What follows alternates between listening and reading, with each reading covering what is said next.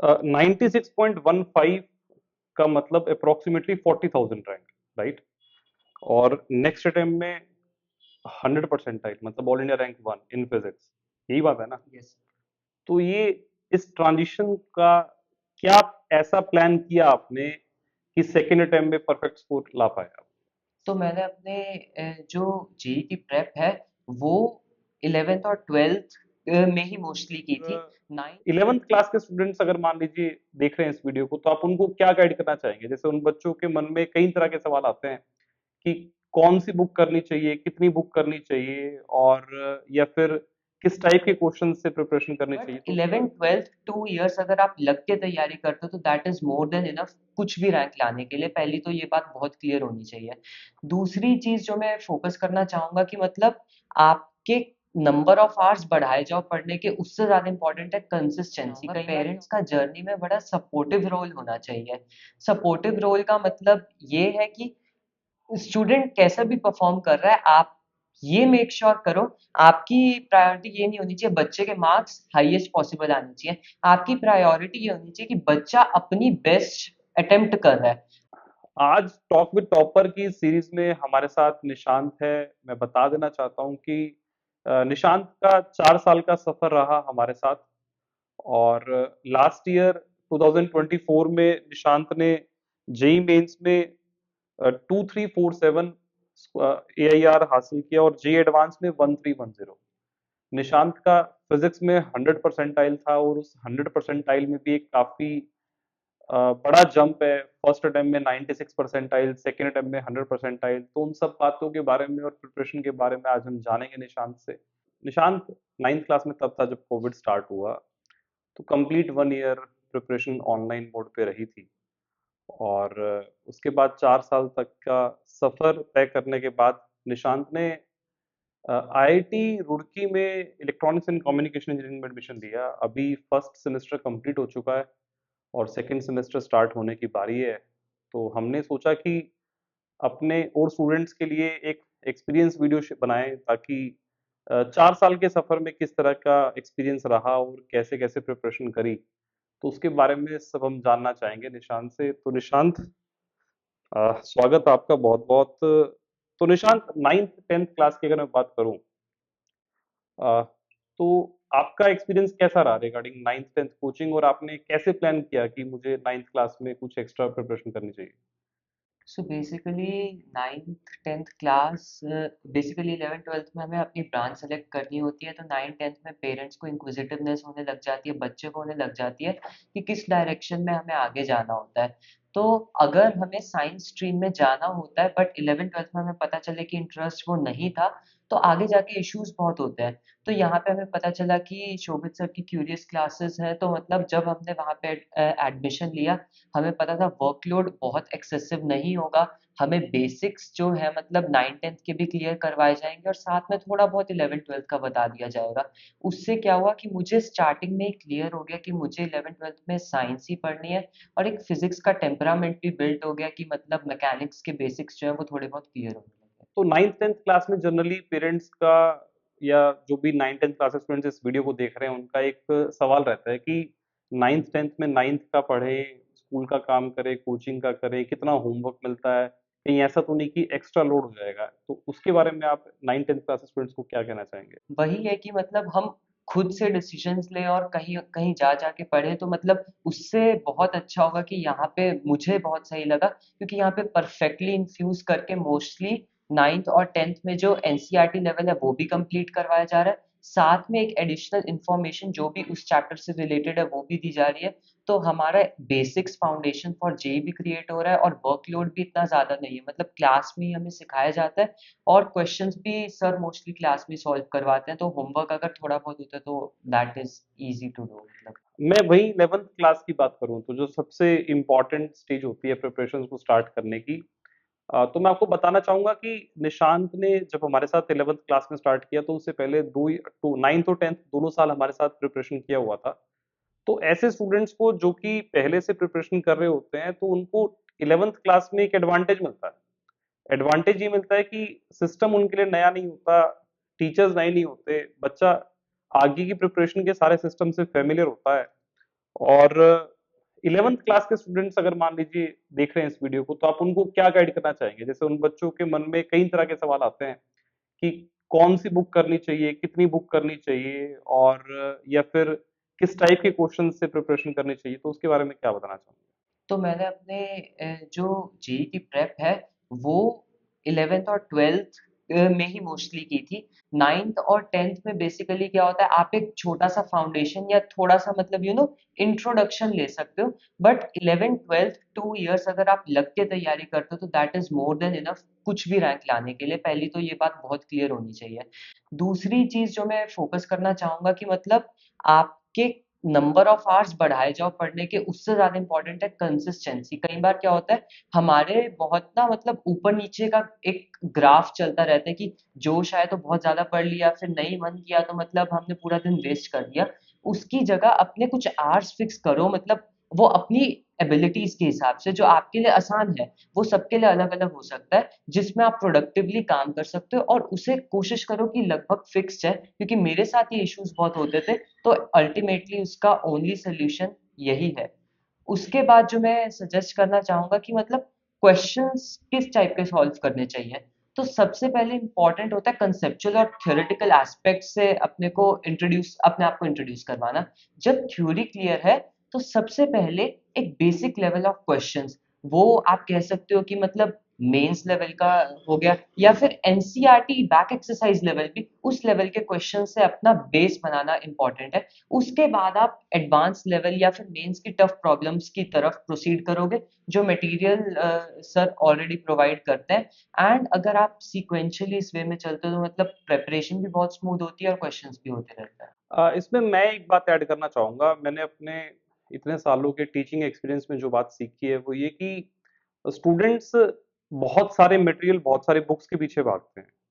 Students क्या करते हैं कि मेरा वो फ्रेंड ये बुक सॉल्व कर रहा है, तो वो भी ले लूँ, ये बुक भी ले लूँ, वो बुक भी ले लूँ। तो बच्चों, मैं आपको एक बात स्ट्रांगली रिकमेंड करूँगा कि ज़्यादा नंबर ऑफ बुक्स को करने से सिलेक्शन नहीं होता, और एक या दो कंटेंट को ही, मटेरियल को ही आप अगर अच्छे तरीके से सॉल्व करो और उसमें आपके डाउट्स को मिनिमाइज करो, आप उसी को बार बार सॉल्व करो, तो उससे काफी एक अच्छी प्रिपरेशन रह सकती है।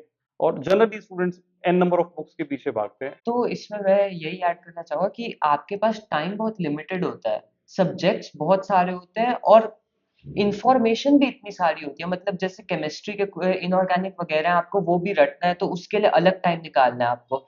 तो गिवन दैट कि आपको इतना सारा वर्कलोड है, आप हर सब्जेक्ट को एक पर्टिकुलर अमाउंट ऑफ टाइम ही दे सकते हो, चाहे आपका कितना भी इंटरेस्ट हो उसमें, ताकि एक यूनिफॉर्मिटी मेंटेन हो। और जब आप पर्टिकुलर टाइम ही दे सकते हो तो आपके नंबर ऑफ मटेरियल्स फिक्स्ड होना ज़रूरी है। उसके अंदर आप 5 बुक्स के पीछे भागोगे तो क्या होगा कि आपकी कोई भी मतलब मटेरियल अच्छे से सॉल्व नहीं होगा। तो अच्छा यही होगा कि आप 1 या 2 मटेरियल उठाओ और थ्रू आउट योर प्रिपरेशन उन्हें बहुत अच्छे से करो, एंड टेस्ट के समय उन्हें रिवाइज़ करो, उनके डिफिकल्ट क्वेश्चंस को, उससे बहुत अच्छी प्रेप होती जाएगी। इसी में मैं एक बात और ऐड करना चाहूंगा।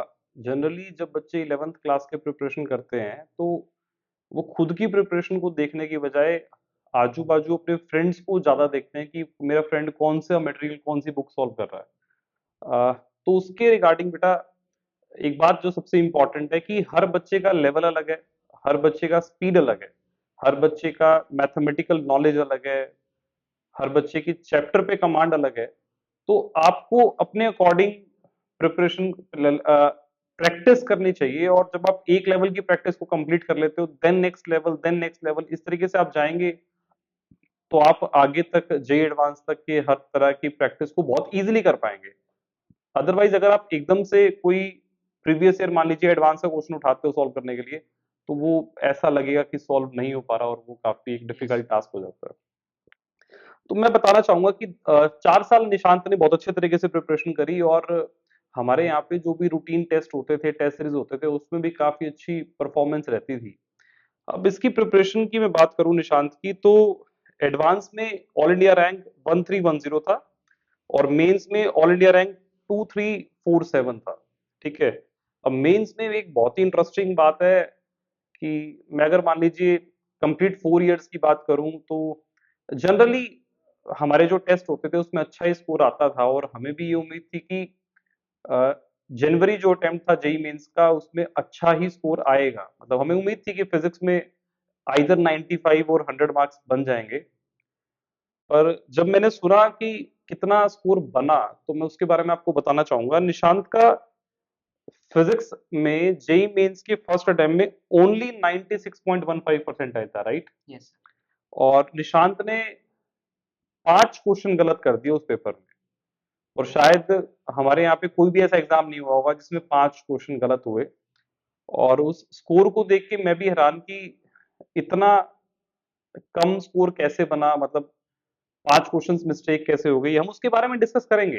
पर मैं उससे आगे आपको एक और बात बताना चाहता हूँ कि जनवरी के बाद जब नेक्स्ट अटेम्प्ट हुआ, तो निशांत ने फिजिक्स में अपना 100% स्कोर हासिल किया और 100 परसेंटाइल आई। तो निशांत, मैं ये बात जानना चाहूंगा, जैसे अभी जेई मेंस एग्जाम आने वाला है, ठीक है? स्टूडेंट्स अलग अलग स्ट्रेटजी बनाते हैं। कोई फिजिक्स पहले करने की बात करता है, कोई केमिस्ट्री, कोई मैथमेटिक्स।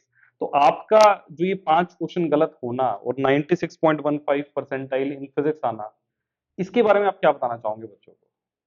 बेसिकली ये पहली बात तो ये कि वो 5 क्वेश्चन गलत कैसे हुए, कहाँ आपको लगता है कि आपकी स्ट्रेटजी में फॉल्ट था? हाँ, तो अगर हम इसकी बात करें तो बेसिकली हर टेस्ट एक मतलब ना बिल्कुल अलग ही गेम होता है और आपको नहीं पता किस दिन क्या होगा। उसके बाद आप मतलब कोई 1 साल प्रिपेयर करता है, कोई पूरे 2 साल प्रिपेयर करता है, तो एक इन्हेरेंट उस समय आपके दिमाग पे बर्डन होता है। और specially JEE mains first attempt आपका पहला बड़ा एग्ज़ाम होगा, उसके बाद अटेम्प्ट 2 होने वाले, उसके बाद एडवांस के एग्ज़ाम होने वाला है। आपको नहीं पता उस समय आपकी मेंटल स्टेट कैसी है, आपके ऊपर एक परफॉर्म करने का एक्सपेक्टेशंस और बर्डन साथ में होगा। उसके बाद क्या होता है कि कई बार आपकी स्ट्रैटेजी में फॉल्ट हो सकता है जो आप वहीं पे जाके डिस्कवर करोगे। फॉर एग्जांपल अभी जो मेंस का करंट पैटर्न है उसमें मैथ्स का लेवल थोड़ा-सा मतलब पहले के कंपैरिजन में अच्छा आता है। फिजिक्स का लेवल मॉडरेट मैं कहूँगा और केमिस्ट्री का भी मॉडरेट। तो basically it should be your priority कि जो आसान चीज़ें हैं उन्हें स्टार्टिंग में लिया जाए ताकि डीमोटिवेशन ना हो किसी भी तरह की। मेरी गलती ये रही थी कि थोड़ा-सा मैं पैनिक कर गया था और मैंने मतलब मैथ्स के अंदर इतना टाइम लगा दिया था कि एंड में फिज़िक्स को ढंग से करने का टाइम ही नहीं था एंड एट लास्ट कुछ क्वेश्चन्स में जल्दबाज़ी में सिली मिस्टेक्स हुई और फिर बाद में रियलाइज़ किया कि कैलकुलेटिव मिस्टेक्स वग़ैरह हो गई थी। बाकी एक और इम्पोर्टेंट एस्पेक्ट है कि आपकी कॉन्सेप्चुअल क्लैरिटी होना बहुत ज़रूरी है क्योंकि मेंस में बेसिक कॉन्सेप्ट्स की अगर क्लैरिटी है और फॉर्मूले अगर क्लियर है तो आपका मेंस में कोई इशू किसी तरह का किसी भी क्वेश्चन में नहीं आएगा। बट अगर आप क्रैम करके चीज़ों को कर रहे हो या फिर मतलब आपको बेसिक कांसेप्ट नहीं पता है, तो जो असर्शन रीज़न टाइप क्वेश्चंस हैं उनके अंदर आपको फिर इश्यूज़ आ सकते हैं जो कांसेप्ट बेस्ड क्वेश्चंस हैं। 96.15 का मतलब अप्रोक्सीमेटली 40,000 रैंक, राइट? और नेक्स्ट अटेम्प्ट में 100 परसेंटाइल, मतलब all India rank 1 in physics, यही बात है ना? यस। तो ये इस ट्रांजिशन का क्या ऐसा प्लान किया आपने कि सेकेंड अटेम्प्ट में परफेक्ट स्कोर ला पाए आप? सेकंड जो हमारा अटेम्प्ट था उसके अंदर देखा जाए तो प्रिपरेशन मेरी फिजिक्स की number of topics done almost same था, उसमें कुछ चेंज नहीं आया।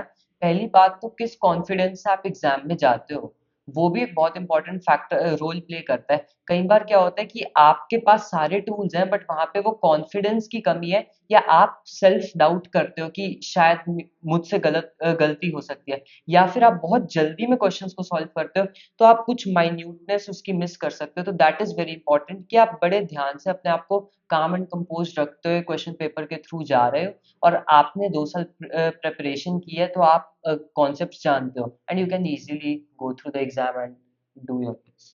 ओके, जब फिजिक्स में 96 परसेंटाइल देखी और पता चला 40,000 रैंक, और वैसे स्कोर ऐसा था कि शायद एग्जाम से पहले हम देखें तो ये लगता कि हाँ अच्छा स्कोर करेंगे, तो उस टाइम फर्स्ट रिएक्शन क्या आया मन में? फर्स्ट रिएक्शन मतलब डिसहार्टनमेंट का था कि मैंने नहीं सोचा था कि बेसिकली व्हेन यू टैली अपने आंसर्स को आंसर की से टैली करते हो तो मतलब वो देखते हो कि गलत हो रहे हैं क्वेश्चंस तो एक अलग सी मतलब सैडनेस इंक्रीज होती जाती है क्योंकि मैं उसी मोड से गया था कि मेरे को अपना फुल स्कोर करना है physics being one of my strengths I was sure कि मैं 9500 स्कोर कर लूंगा बट वही है कि आई रियलाइज कि हाँ मेरे पार्ट पे कुछ मिस्टेक्स हुई है जिसका कारण ये है और मेरे को एक बहुत बड़ा एडवांटेज था कि आई हैड अनदर अटेम्प्ट तो मुझे कॉन्फिडेंस था कि अगली बार मैं बाउंस बैक कर सकता हूँ। ओके, तो सेकंड अटेम्प्ट का पेपर देने के बाद लग रहा था कि 100 आएँगे, या मिलाना पड़ा, या क्या प्लान था? या उसको 2 बार चेक किया, या क्या किया? फर्स्ट अटेम्प्ट के बाद मुझे नहीं लग रहा था जेन्युइनली, क्योंकि मुझे खुद डाउट था एक दो क्वेश्चंस में और मुझे पता था कि मैंने किस पैनिक में पेपर को सॉल्व किया। बट सेकंड पेपर मैंने लिटरली कॉन्फिडेंस से मैं उसके अंदर गया था और मुझे सारा आता था। आई वाज कॉन्फिडेंट, बट मतलब मेरे को ये था कि 100 नहीं तो 95 तो I would be able to score after exam, मुझे ये ये था। था। मैं बता देता हूँ आपको कि सेकंड अटेम्प्ट के बाद निशांत का कॉल आया एग्ज़ाम खत्म होते ही, और निशांत ने मुझे यही बोला था कि सर, मतलब मोस्ट प्रोबेबली सभी ठीक होगा, अदरवाइज़ एक क्वेश्चन ऊपर-नीचे हो सकता है, और जब आंसर की से मिलाया तो वो 100 परसेंटाइल ही था। अच्छा निशांत, एक बात और पूछना चाहूँगा कि देखो, किसी भी एग्ज़ाम में फुल स्कोर करना और इस तरह के नेशनल लेवल एग्ज़ाम में फुल स्कोर करना, 100 परसेंटाइल लाना अपने आप में एक बहुत बड़ी अचीवमेंट है, जो आप लाइफ लॉन्ग याद रखने वाले हो, ठीक है? तो कैसा लगा जब आपने वो 100 परसेंटाइल लिखा देखा? हाँ, मतलब जो आप 2 साल अपने आप को मेहनत करते हो and you wake up at night, अपने आप को थोड़ा-सा जब बॉडी कंफर्ट ज़ोन में जा रही होती है, उसको ज़बरदस्ती पुश करते हो कि नहीं पढ़ना है, तो यू फ़ील कि एट लास्ट वो पे बैक हो रहा है। और मतलब ये हर बच्चे के साथ है, आप मेहनत करोगे तो एट लास्ट उसका मतलब you will get a result, that is for sure. चाहे वो थोड़ा लेटर स्टेज पे मिले, hard work never goes to waste, that is what I. मैं एक बात बोलना चाहूँगा, हमने कभी भी नहीं सोचा था कि 99 से कम किसी भी कीमत पे ओवरऑल परसेंटाइल आ सकती है। फर्स्ट अटेम्प्ट के बाद परसेंटाइल था 98.99।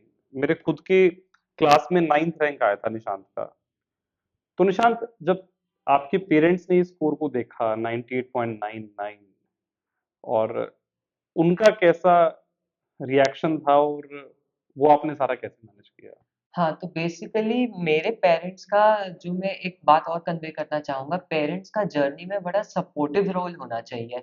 सपोर्टिव रोल का मतलब ये है कि स्टूडेंट कैसा भी परफॉर्म कर रहा है, आप ये मेक श्योर करो, आपकी प्रायोरिटी ये नहीं होनी चाहिए बच्चे के मार्क्स हाईएस्ट पॉसिबल आने चाहिए। आपकी प्रायोरिटी ये होनी चाहिए कि बच्चा अपनी बेस्ट अटेम्प्ट कर रहा है। अगर वो बेस्ट अपना कर रहा है, अगर वो घर पे अपनी बेस्ट ट्राई कर रहा है, मेहनत पुट इन कर रहा है, तो उसके बाद जो भी रिजल्ट आता है, you should be happy, you should celebrate it. और जब वो रिजल्ट आया था, तो इट मेरे घर में ये था कि I was not happy, but मेरे पेरेंट्स शायद अंदर से, हो सकता है कि एक्सपेक्टेशंस उनकी मीट ना हुई हो, बट बाहर से दे वर लाइक तुमने कोशिश की और तुम्हें पता है कि तुम कहाँ गलत हो, तो we are completely fine with it. और उल्टा वो मुझे कंसोल करने की कोशिश कर रहे थे कि हाँ, you have an attempt left और तुम उसमें बहुत अच्छा करोगे एंड एडवांस भी बचा है। एंड मतलब मेरे अंदर भी कहीं ना कहीं ये कॉन्फिडेंस था कि मैं सेकेंड अटेम्प्ट में I would do a lot better, given कि मेरे अंदर मतलब I know what I have to improve now. Okay, उसके बाद जब सेकंड अटेम्प्ट में आपका स्कोर अच्छा आ गया, और एक अच्छे रैंक के साथ एक अच्छा कॉन्फिडेंस बिल्डअप हो गया, फिजिक्स में 100 परसेंटाइल स्कोर आपका आ गया, उसके बाद जब आपने टाइम में एडवांस का प्रिपरेशन करा और एडवांस का स्कोर आया, उसके रिगार्डिंग आप अपना एक्सपीरियंस क्या शेयर करना चाहोगे बच्चों से? बेसिकली पहले तो you should be very clear कि मेंस और एडवांस जो है बहुत ही अलग टाइप के एग्जाम्स हैं, और स्टूडेंट्स को भी क्लियर होना चाहिए। पहली बात, आपके रूल्स बड़े प्रैक्टिकल होने चाहिए, मतलब ना अपने आप को यू हैव टू जज। जो 11th का टाइम होता है, दैट इज वेरी इंपॉर्टेंट कि आप अपने आप को, बेसिकली 14 लाख स्टूडेंट्स मेंस के लिए अपीयर करते हैं एंड सारे टू द टॉप नहीं पहुंच सकते, that is something you have to realize. और एट द एंड अपने आप को जानना कि कितनी एबिलिटी है, मेरा कितना पोटेंशियल है और मैं उस पोटेंशियल को मैक्सिमम अचीव कैसे कर सकता हूँ, दैट इज योर जर्नी। तो बेसिकली मेंस और एडवांस वंस दोनों बहुत अलग टाइप के एग्जाम्स हैं। आपका प्राइमरी फोकस मेंस पे होना चाहिए, बिकॉज वो आपको top institutes like NIT and DTU NSUT दिलाएगा। उसके बाद गिवन कि आपको पता है कि आपके बेसिक कंसेप्ट्स में क्लैरिटी है, तो you should focus strongly towards advance. Advance में कंसेप्चुअल क्लैरिटी के साथ साथ क्वेश्चंस में अपने बेसिकली क्वेश्चंस को इंटरप्रेट करना, क्वेश्चंस में जो ट्विस्ट है उसे पहचानना कि उसमें कौन से कंसेप्ट्स लगेंगे, और साथ में न्यूमेरिकल एक्यूरेसी होना। तो all that is combined into a given problem. और जब ऐसा होता है तो स्टूडेंट्स यूजुअली पैनिक मोड में चले जाते हैं, क्योंकि प्रॉब्लम दिखने में इतना टफ है कि समझ ही नहीं आ रहा। बट जब आप उसके रूट लेवल पे जाके एनालाइज करते हो तो कुछ नहीं, वो एक दो कंसेप्ट्स को मिला के एक फैंसी लैंग्वेज यूज करके और थोड़ी सी डिफिकल्ट कैलकुलेशन आपको दे रखी होती है। तो ओवर टाइम जब आप क्वेश्चंस और मोर एंड मोर अटेम्प्ट करते हो, जो आपके मेंटर्स गाइड कर देंगे क्वेश्चन बैंक कहाँ से आपको मिलेगा, तो यू बिकम वेरी बहुत फ्लो के साथ आपसे एडवांस के क्वेश्चन सॉल्व होने लग जाते हैं, उसमें कोई इश्यूज नहीं आता है। एक बात और मैं जानना चाहूंगा, देखो मैं मेरी बात करूं तो मैंने 2006 में जेई आईआईटी जेई क्रैक किया था, ठीक है। और आपने 2024 में जेई क्रैक किया, जी एडवांस, और अभी आप आईआईटी में हो। मैं जनरली अपने स्टूडेंट्स को हमेशा ये बोलता हूँ कि एग्जाम पैटर्न पे मत जाओ, सब्जेक्ट सीखने में मजा आना चाहिए, और सब्जेक्ट सीखने पे ध्यान दो। अगर आपको नॉलेज होगी तो किसी भी पैटर्न से सवाल पूछा जाएगा तो आप बना पाएंगे। और आपको अगर मान लो सब्जेक्ट सीखने में, प्रिपरेशन करने में मजा नहीं आ रहा, तो वो प्रिपरेशन किसी काम की नहीं। तो मैं ये जानना चाहता हूँ कि आपका जो एक्सपीरियंस रहा 4 साल का, मैं सिर्फ मेरे पास जो प्रिपरेशन करी आपने उसकी बात नहीं कर रहा, मैं जो और आपने टीचर्स के पास प्रिपरेशन करी मैं उसकी बात नहीं कर रहा। वैसे ओवरऑल आपका जो 4 साल का सफर था उसमें आपने कितना कितना एंजॉय किया, मतलब मजा आया या एक बर्डन था या क्या था? मेरे लिए बेसिकली इतना लंबा प्रेपरेशन करना पॉसिबल भी तभी है जब आप मजा लेके कर रहे हो। जब आप थिंग्स को एज अ बर्डन लेके करते हो तो कुछ समय तक आप उस बर्डन को कैरी कर सकते हो, बट उसके बाद things start to break out और फिर धीरे धीरे वो आपके रिजल्ट्स में भी रिफ्लेक्ट होने लगता है। तो हाँ, मतलब ऑफ कोर्स सारे समय आप इंजॉय नहीं कर पाओगे 2 ईयर जर्नी में। You have to be very clear कि हाँ, कहीं कहीं ऐसी चीजें होंगी। हो सकता है किसी बच्चे को मतलब कुछ क्रैम करने में मजा ना आता है, किसी बच्चे को थ्योरी में मजा ना आता है, मतलब सबके अपने अपने वीक पॉइंट्स होते हैं। बट वही है कि अगर आपको ओवरऑल सब्जेक्ट की लर्निंग में इंटरेस्ट है तो आपको थोड़ा सा अपने आप को पुश करना पड़ेगा कंफर्ट जोन से, एंड देन मतलब things become very easy. Okay, तो अब हम अगर मान लो जेई भी हो गया, जी एडवांस भी हो गया, IIT Roorkee electronics and communication engineering भी आपने सेलेक्ट कर लिया, आप वहां चले भी गए, फर्स्ट सेमेस्टर कंप्लीट हो गया। अब मैं अगर आपसे, इसे पिछला सफर तो आपका मेरे साथ था, 4 साल की जर्नी आपने आज शेयर करी, ये स्टूडेंट्स देखेंगे, जानेंगे, समझेंगे, ये मुझे तो सारा पता ही था। इसके बाद की 6 महीने की जर्नी के बारे में अगर मैं जानना चाहूँ तो आपको एक सेमेस्टर कंप्लीट हो गया आईआईटी में, कैसा एक्सपीरियंस रहा?